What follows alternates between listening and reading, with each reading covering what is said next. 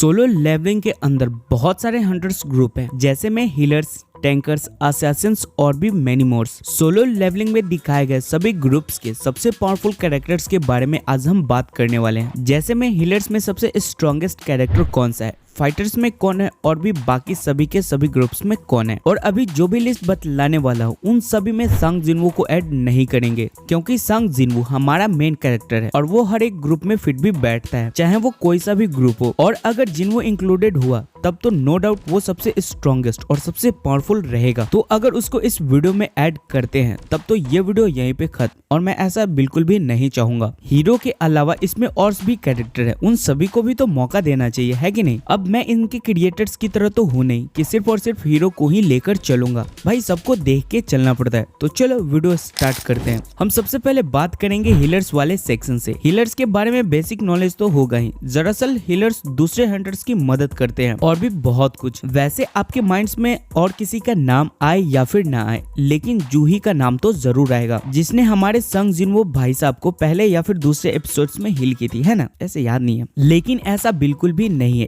ये most powerful characters तो क्या उनके आसपास भी नहीं भटकती। वैसे अगर ये ना होती तो हमारे हीरो भाई साहब भी नहीं होते, इसलिए इनका रिस्पेक्ट करना तो बनता है। इस ग्रुप का सबसे स्ट्रॉन्गेस्ट एंड पावरफुल कैरेक्टर्स के लिए दो नाम है जो सामने आ सकते हैं। पहला मिन ब्यूंग ग्यू और दूसरा अकारी। हम दूसरे के बारे में ज्यादा नहीं जानते तो इसको साइड करके चलते हैं। वैसे अगर आपने मांगा पढ़ा है तो आप अकारी के बारे में जानते ही होंगे, है ना। लेकिन ये जितना ज्यादा ताकतवर है, इससे कई ज्यादा ताकतवर मिन ब्यूंग ग्यू है। वैसे ये भाई साहब इतना स्ट्रॉन्ग कैसे है, अगर ये जानना है तो तुम सोलो लेवलिंग के एपिसोड्स 11 और 12 का वेट कर सकते हो, उसमें सब पता चल जाएगा। मैं आपको यहाँ पे स्पॉइल नहीं करना चाहता, इसलिए छोड़ रहा हूँ। अब हम बढ़ते हैं अगले क्लास की तरफ, जो की है टैंक्स। इस ग्रुप के मेंबर्स डिफेंस और इंडोरेंस में काफी अच्छे होते हैं। इनका काम इतना होता है कि अगर इनके टीम के ऊपर कोई हमला करे तो वो सारी के सारे हमले खुद पर ले ले और बाकी टीम को सेफ खेलने दे। इस लिस्ट में किम चोल और सोंग क्यूहुन को रख सकते हैं। ये दोनों एक ही गिल्ड्स के मेंबर थे, इसके बावजूद भी इन दोनों का सोच अलग अलग था। किम एक सेल्फिश हंटर था। वेल अगर तुमको याद होगा तो ये बंदा संग जिनवू और उनके फ्रेंड्स को वीक समझकर उनको मरने के लिए छोड़कर आगे बढ़ जाता है। तो वहीं दूसरी तरफ क्यूहुन ताकतवर होने के साथ साथ अपनी टीम के सेफ्टी के बारे में भी सोचता है। वैसे अगर तुम पावर लेवल पे सोचोगे तो किम कमीना था, लेकिन इससे कई ज्यादा ताकतवर था। इसके बावजूद भी ये दोनों टॉप के मेंबर्स नहीं है।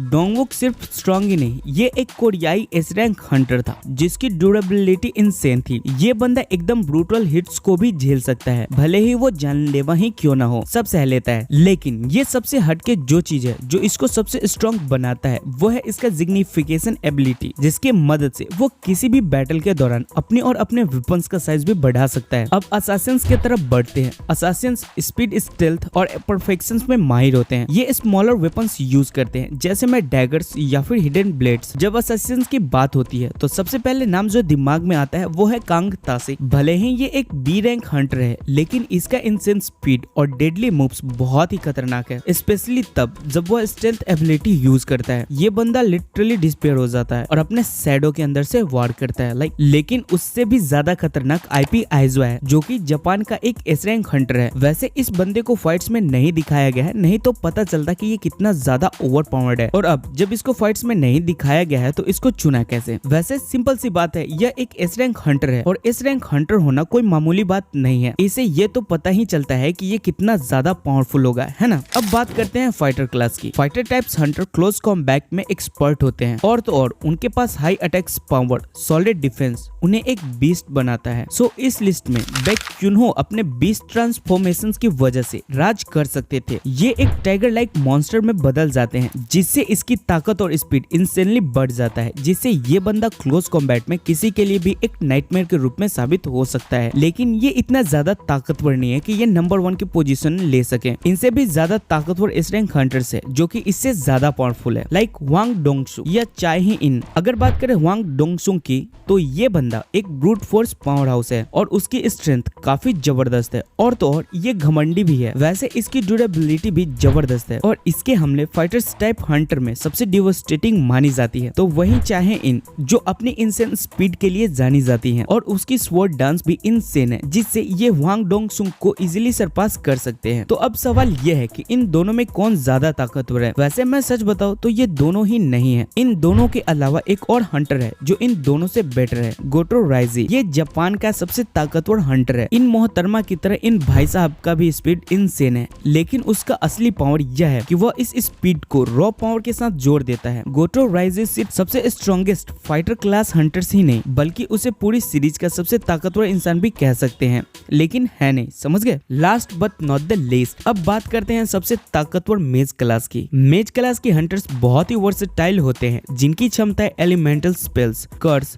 समनिंग, स्पिरिट्स और बैरियर कंट्रोल तक फैली होती है। इनका ज्यादातर अटैक्स लॉन्ग रेंज का होता है, जिससे वे दुश्मनों के पास आने से पहले ही फिनिश कर सकते हैं। और इस क्लास में 3 टॉप टियर मेज हंटर्स हैं, चोई जोंगिन, के और यूरी ओरलोफ। चोई कोरिया का सबसे ताकतवर मेज और फायर मैजिक का मास्टर है। उसकी फ्लेम्स इतनी डिस्ट्रक्टिव होती है, वह किसी को भी बिना किसी दिक्कत के जला सकता है। वह सिर्फ आग का तापमान को ही नहीं कंट्रोल करता, बल्कि उसे किसी भी आकार में मोल्ड करके प्रोसीजन अटैक्स भी कर सकता है। लेकिन मजे की बात तो यह है कि भले ही उसे अल्टीमेट हंटर्स कहा जाता है, फिर भी वह दुनिया के बाकी एस रैंक हंटर्स के मुकाबले बहुत ही कमजोर माना जाता है। बहुत ही नहीं, मतलब थोड़ा सा कमजोर माना जाता है। और अगर बात करें जापान के एस रैंक हंटर्स की, तो ये बंदा फायर्स के जगह पे आइस को कंट्रोल करता है, जिससे वह ऑफेंस और डिफेंस दोनों में इस्तेमाल कर सकता है। लेकिन इसके केस में एक प्रॉब्लम है, ये हर एक रेड्स पर जाने के लिए मास्क पहनता है ताकि वह बीमार नहीं पड़ सके। तो वहीं बात करें यूरी ओरलोफ की, तो ये रसिया की एक एस रैंक हंटर है जो इन दोनों से कई ज्यादा पावरफुल है। आई नो कि इसमें बहुत सारे क्लास छूट गया है, लेकिन कोई बात नहीं, अगले वीडियोस में कवर करेंगे। वैसे आप बताओ आपको ये वीडियो कैसा लगा, और अच्छा लगा तो फीडबैक जरूर देना, लाइक करो मत भूलना।